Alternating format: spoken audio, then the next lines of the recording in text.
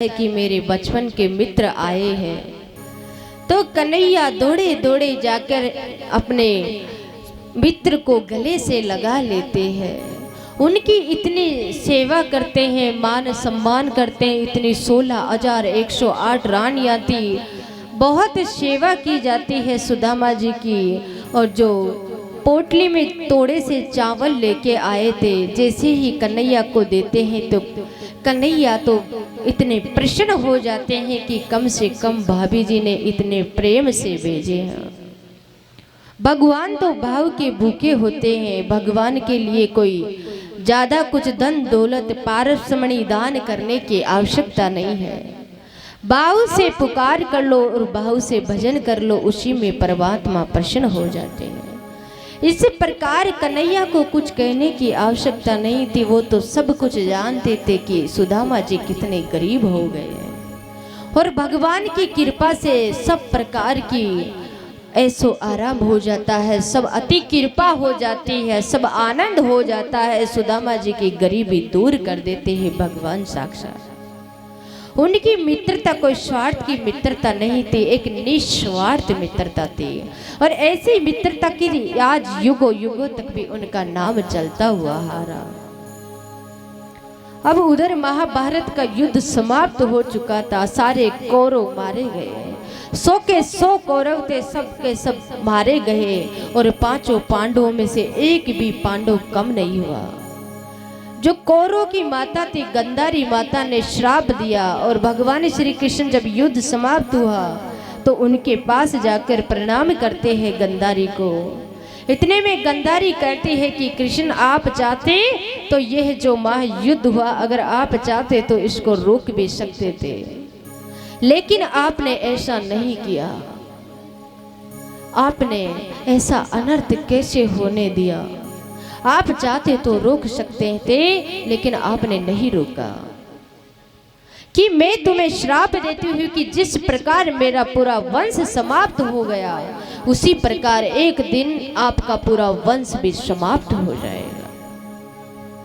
अब उधर भगवान श्री कृष्ण पे आगे पुत्र पौत्र इत्यादि सब कुछ होते हैं, बहुत बड़ा परिवार होता है। और उधर गंधारी का श्राप लग जाता है। जब गंधारी का श्राप लगता है और धीरे धीरे वो समय करीब आ जाता है, कई सारे संत ऋषि, कौंडल्य ऋषि, गौतम ऋषि, संत ऋषि महात्मा सब बैठकर आपस में, गर्ग ऋषि इत्यादि सब बैठकर आपस में कुछ महत्वपूर्ण बात पर कुछ चर्चा कर रहे थे। वहां पर ही भगवान श्री कृष्ण के पुत्र पौत्र इत्यादि वहां पर खेल रहे थे। और खेलते खेलते उनके मन में विचार आया कि जाकर देखते हैं, अभी इन संत ऋषियों से पूछते हैं। तो एक बालक को उन्होंने स्त्री का वेश बनाकर, और उसका स्त्री का वेश बनाकर उसमें जाकर उन संत ऋषियों के पास में जाकर और उसका पेट में कई प्रकार कपड़े बांध देते हैं और एक लोहे का मुसल रख देते हैं। और ऐसा वेश बनाकर संत ऋषियों के पास जाकर प्रणाम करते हैं और उनसे पूछते कि आप ये बताइए कि इनके लड़का होगा या लड़की। इतने में संत ऋषि कहते हैं कि आप हम किसी महत्वपूर्ण बात पर चर्चा कर रहे हैं, आप थोड़ी देर जाइए। लेकिन नहीं मानते। इतने में संत ऋषि उनको कहते हैं कि ना तो इनके लड़का होगा ना इनके लड़की होगी, एक लोहे का मुसल इसके पेट से निकलेगा और वही तुम्हारे पूरे वंश को समाप्त कर देगा। और उसके अंदर एक लोहे का, उधर गंधारी का श्राप था कि पूरे वंश को, जिस प्रकार हमारा वंश समाप्त हुआ उसी प्रकार आपका वंश समाप्त होगा। उधर संत ऋषि भी क्रोधित हो जाते हैं और उनके पेट से एक लोहे का मुसल निकलता है। अब उधर जाकर सब बालक जाकर उधर उग्रसेन जी को बताते हैं कि ऐसी वैसी बात है। उग्रसेन जी उनको आदेश देते हैं कि पास ही नदी थी, पर्वत की ऊंची शिला पर जाकर उसको, उस मुसल को घिसते हैं और घिसते घिसते इतना बारीक एक लोहे की कील हो जाती है, इस तरह की बच जाती है, बाकी सबको घिस देते हैं और उसको उस नदी के अंदर फेंक देते हैं। एक मछली उसके अंदर रहती है, वो अपने मुख में उस लोहे की कील को अपने मुख में ले लेती है और वहीं पर एक शिकारी आता है, शिकार करता है, मछली का शिकार करके अपने घर लेकर जाता है। उसको काटा जाता है मछली को, उसके अंदर से वो लोहे की कील निकलती है और वो इतने सुंदर चमक रही थी, उसने अपनी धनुष के आगे लगा लिया। और जिस प्रकार गंधारी ने श्राप दिया था, उसी प्रकार धीरे धीरे वो गंधारी का श्राप असर दिखाने देने लगा।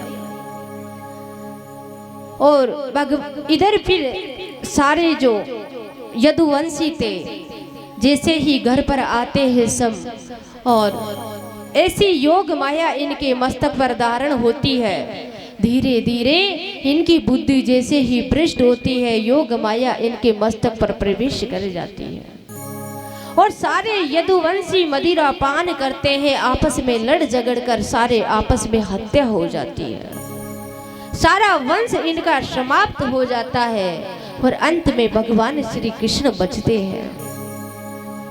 और जैसे ही भगवान श्री कृष्ण बचते हैं, अब उधर सब ब्रजवासी से यशोदा मैया, देवी की माता, नंद बाबा, वसुदेव जी, गोपियां, ग्वाल बाल, उद्धव जी सबसे मिल रहे हैं और सबसे मिलकर सबको एक एक वरदान दे रहे, आशीर्वाद दे रहे हैं कि अब हमारा अंतिम समय पास आ गए, आप किसी को कुछ चाहिए तो बता दीजिए। देवी की माता कहती है कि पुत्र में अब तक जीवित थी आप ही के लिए, आप मेरे 6 पुत्र मुझे वापस लौटा दो। इस प्रकार भगवान श्री कृष्ण देवी की माता को अपने 6 पुत्र वापस लौटाते हैं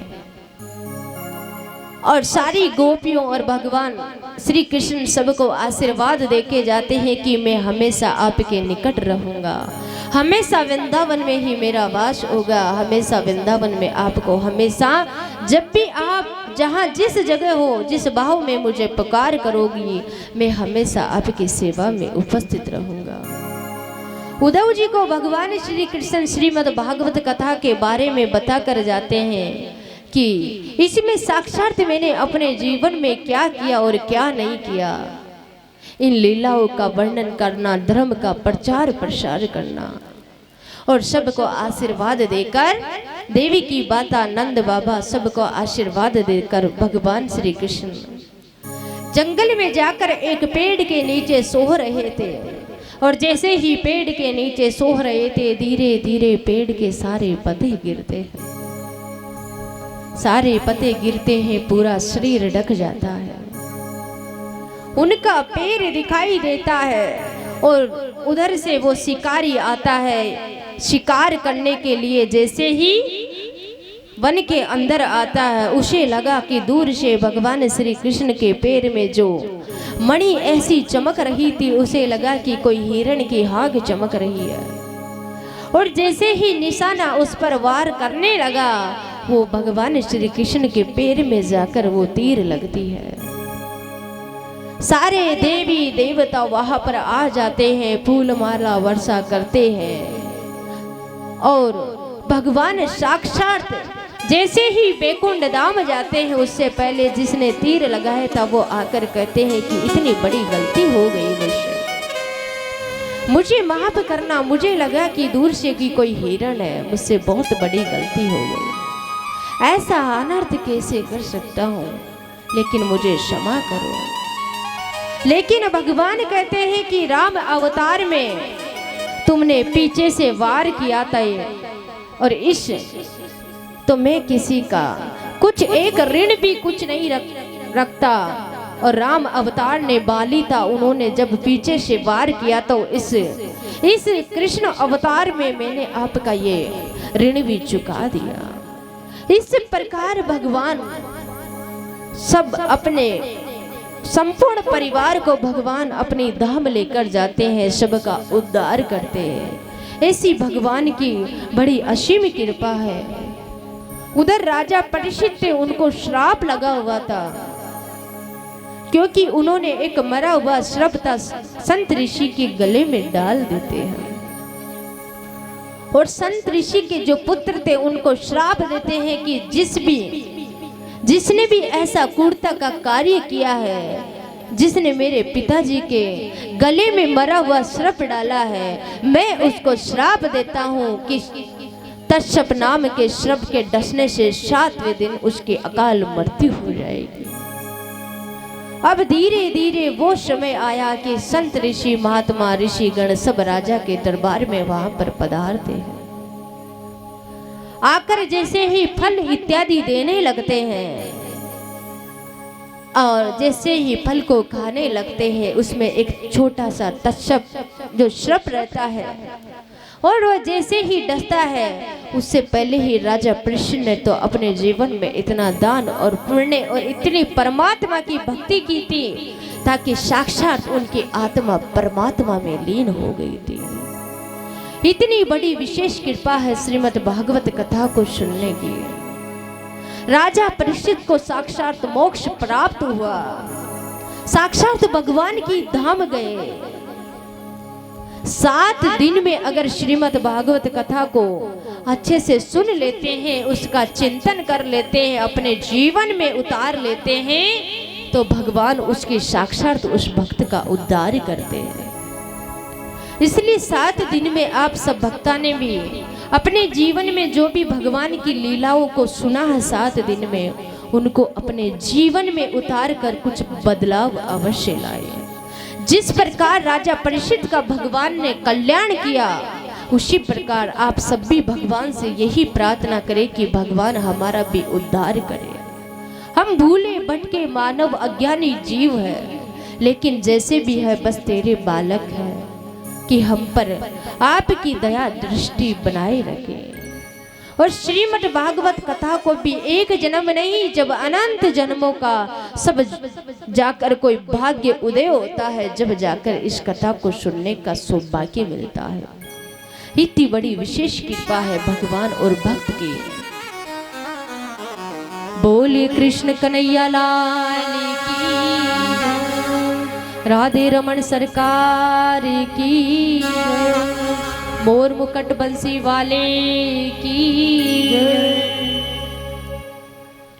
हो श्रीमन नारायण नारायण हरि हरि, भजमन नारायण नारायण हरि हरि, श्रीमन नारायण नारायण हरि हरि, भजमन नारायण नारायण हरि हरि।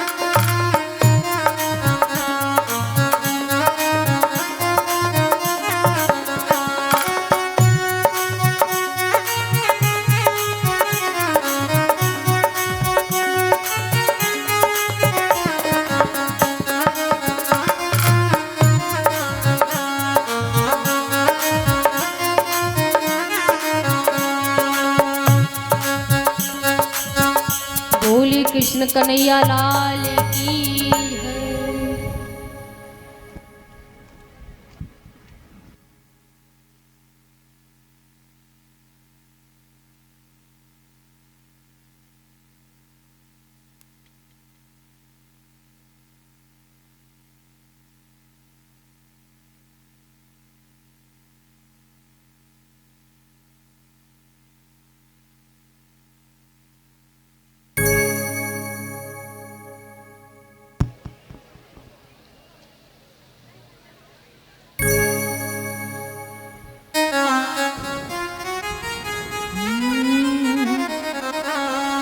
जिधर देखता हूँ तो आता नजर है। बोले कृष्ण कन्हैया लाल की जय हो, राधे रमन सरकार की जय हो। इस भजन के बाद में आप सभी के सामने थोड़ी ही देर बाद में सफेद ज़्यादा विस्तार में तो नहीं बताया जाएगा, लेकिन नानी बाई का मायरे की शुरुआत की जाएगी। बोले कृष्ण कन्हैया लाल की जय हो, राधे रमन सरकार की और मुकुट बंसी वाले की जय हो। तेरी भक्ति का मुझ पर हुआ ये असर है। तेरी भक्ति का मुझ पर हुआ ये असर है। तेरी भक्ति का मुझ पर हुआ ये असर है। तेरी भक्ति का मुझ पर हुआ ये असर है। ओ जिधर देखता हूँ तो आता नजर है। जिधर देखता हूँ तो आता नजर है। तेरी भक्ति का मुझ पर हुआ ये असर है। तेरी भक्ति का मुझ पर हुआ ये असर है।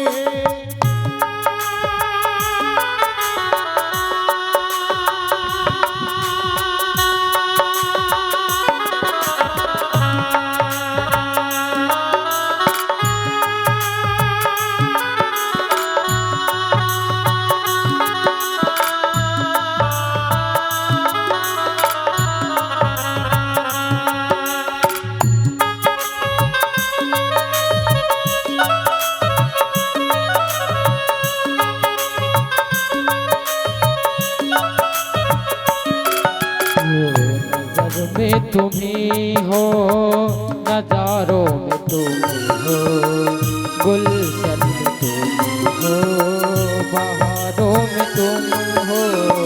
नजर में तुम हो, नजारों में तुम हो, गुलशन में तुम हो, बहारों में तुम हो। तेरे दर पे जाती है हर एक नजर। तेरे दर पे जाती है हर एक नजर है। तेरी भक्ति का मुझ पर हुआ ये असर है। तेरी भक्ति का मुझ पर हुआ ये असर है।